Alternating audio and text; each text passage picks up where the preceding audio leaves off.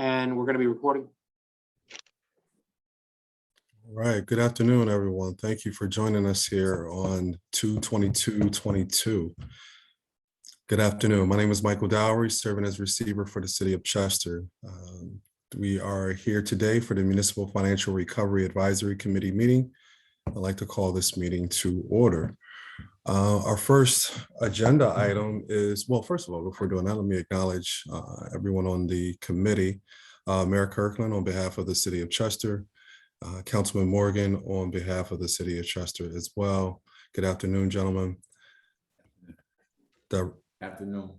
Thank you. Director Bracy on behalf of the Governor's Office and DCED, and Ms. Kelly Diaz on behalf of Delaware County Council. Good afternoon. Good afternoon.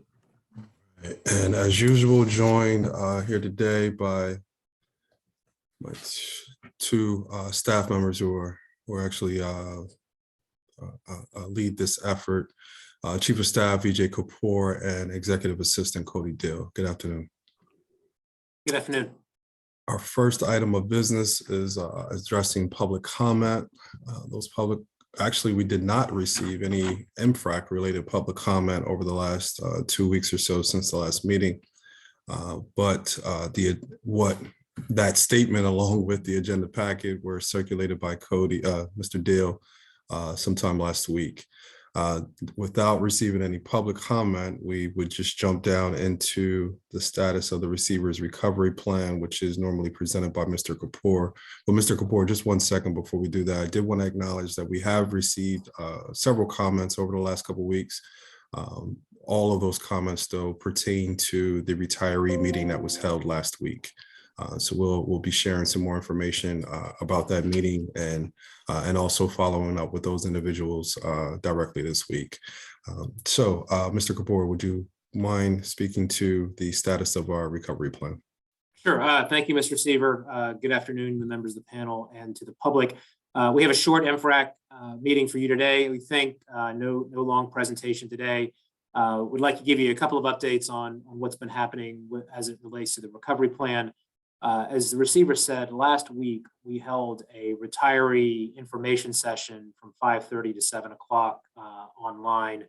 The purpose of that presentation was really to give retirees and other interested individuals a little bit more of a background on Chester's financial situation, both in terms of the city itself, as well as its pensions and retiree healthcare situation. Those of you who follow MFRAC committee meetings pretty closely, I don't think any of it was probably news to many of you, but we had about between 75 to 100 people watching at any given time. That meeting was recorded and it's currently available on our Facebook page. We'll also be putting it on our website along with the presentation itself. The meeting itself talked a little bit about, again, the city's financial situation, talked about the pension situation, retiree healthcare, went into some of the historical aspects of things, and also provided the most recent information regarding the pension plans valuations. Those of you who are interested in following the retiree benefit situation or who would like to be getting updates on this, specifically when we're going to be doing outreach or sending out information regarding the retiree benefit situation, please do send us an email at info@chesterreceivership.com to be added to that particular email list. You can also go to the receiver's website, chesterreceivership.com/retiree issues, where we are looking to put a fair amount of information regarding the retiree benefit situation on that website. We'll continue to update that as we go along. As most I think the members of the MFRAC committee know, one of the things that was done at the end of last year and continuing this year was moving forward with the police pension recalculations. This was an issue regarding the way that the pensions were calculated, using the order being to use the average of 3 years as opposed to the last 12 months. As the committee may recall, There are about 19 individuals who recently had their pensions recalculated. Those will take effect at the beginning of March. And so we have gotten some outreach from individuals. I've spoken personally with one individual who was affected, and I know we've also gotten some outreach from other folks just wondering about what it was, why it was happening, and so just wanted to let the committee know that I think folks are paying attention to that. And again, it's a very much an unusual situation, and folks have a lot of questions, and I'm sure we'll continue to have questions, and we're here to answer those to the best of our ability. But again, the easiest way to get in touch with us is info@chesterreceivership.com. Second and final item that I wanted to update the committee on was on Friday, the Teamsters Union in Chester ratified a contract that will take the Teamsters through the end of this calendar year by a vote of 19-3. That contract was able to increase some of the minimum salaries for some quite underpaid individuals in the city, both in terms of public works as well as in the clerical end.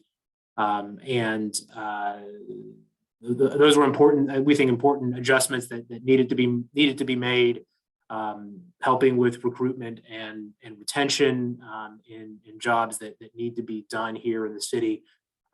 So that was obviously a positive from the perspective of the union members.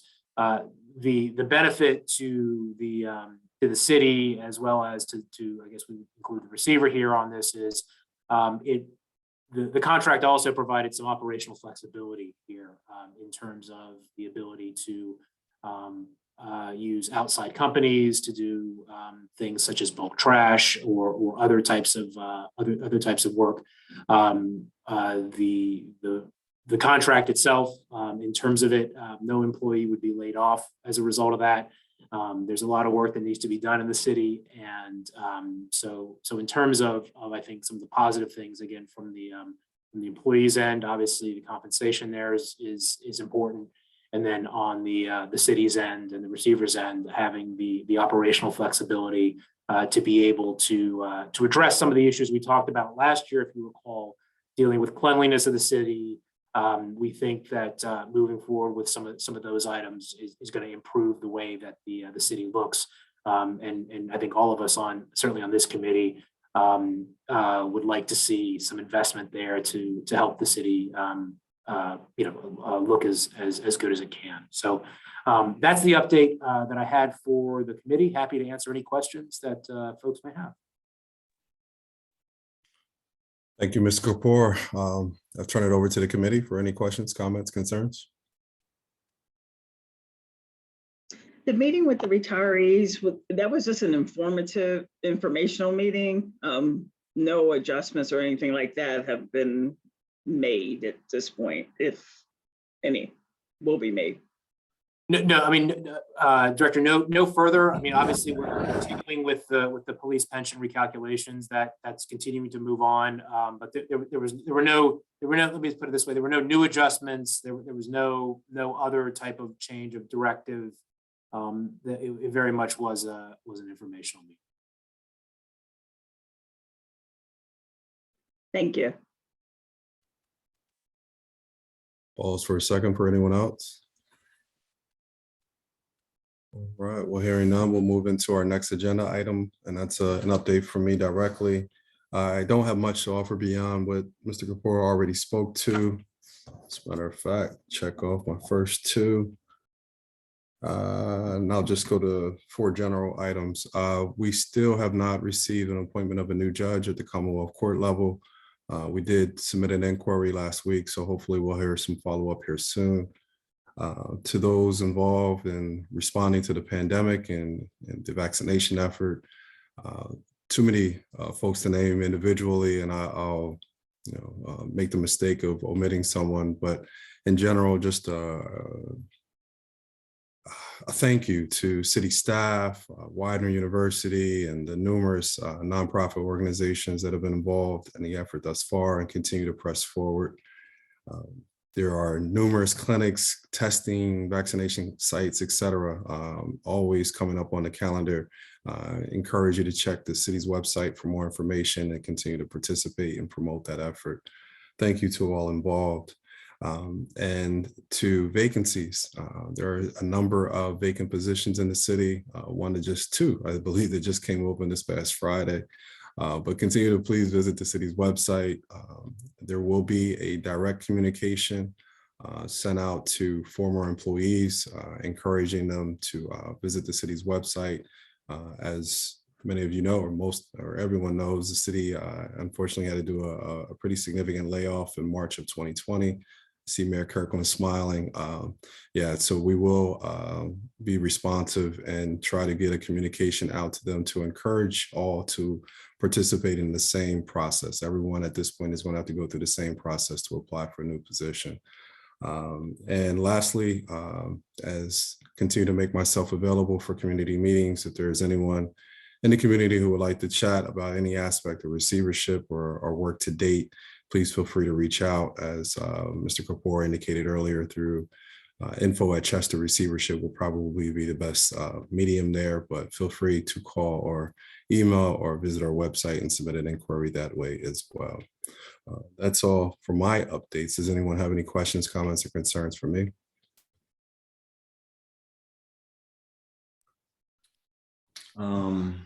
As a receiver and committee, I have a question. Sure. As you know, I've been on this committee since at the beginning of this calendar year. Mhm. I think the first meeting we might have did this, and even the second meeting possibly. But my question is pertaining to the meeting minutes and the approval of the minutes. I don't think the last 2 and/or 3 meetings we've talked about the meetings. I don't think it's been on the agenda either, and I don't think we've even had or asked for the approval of the meetings. Can you give the committee an update on that? Yes, since this is an informal committee meeting, it is not required to follow, I'll say, Robert's Rule of Order. And approving minutes was a formality that's just not necessary. At the beginning of this year, I think you were attendance in a meeting where it became a procedural challenge. And rather to deal with that conflict repeatedly without having any substance to factor into any edits or what may be improved upon if there was a mistake made, we decided to just provide a summary that is included in your agenda packet. So if there's any issues or questions or concerns about the summary provided, we can certainly address that, but we will not be advancing formal minutes for approval. Okay. Oh, you had something? Okay. Another question that I have in regards to the agenda.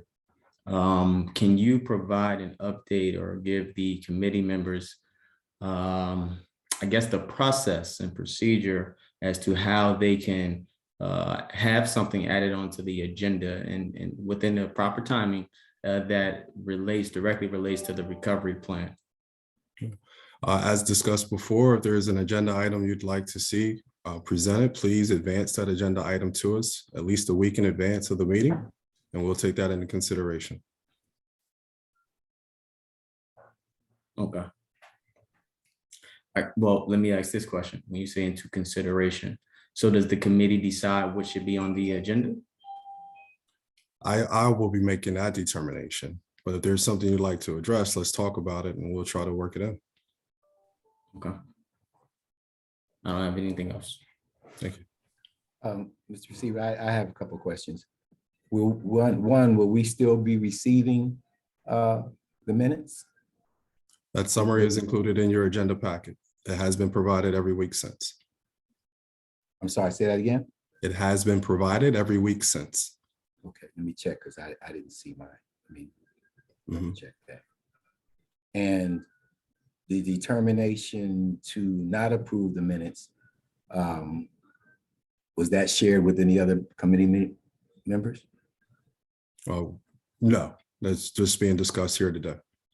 But the summary, the conversion, that happened several meetings ago. And since no one has any feedback on the agenda packets, it has not come up for discussion. Okay, so that's something we're no longer gonna do. Okay. The other thing is there a meeting or some negotiations going on with Delaware County Solid Waste Authority and members of your team? There haven't been any meetings to date, but I do believe that there is something on the horizon. Mr. Kapoor, would you like to speak to that? Sure. Yes, so we have reached out to the Delaware County Solid Waste Authority to begin conversations about seeing if we can receive some additional host fee revenues. Though that meeting will be coming up relatively soon. The individual and in reaching out, I've reached out to the city solicitor, Ken Schuster, who would also be joining me. So Mr. Schuster has been kept appraised of these discussions since we started.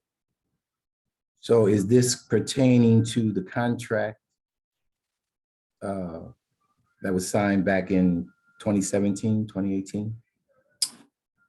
This is pertaining to trying to get increased host fees for the city. So it is pertaining to the host fee agreement with the city. Yes.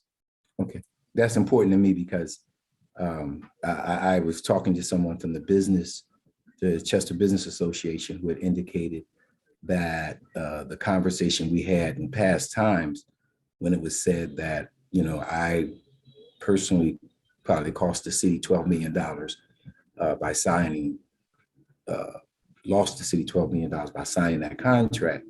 I'm hearing that that is not the case now from the Chester Business Association, because someone from the team had expressed that to them. I can't speak on behalf of the Chester Business Association, but we are moving forward with renegotiating that contract. Okay, no, I'm not saying about the contract. I'm talking about the $12 million that was stated I cost the city by you, Mr. Receiver. Not changing anything in the presentation that was given. That $10 million that we spoke of previously is still the concern. Okay, and it's still, you know, it's still my understanding that you were saying, because I signed the contract, I'm the person that cost the city that $10 million.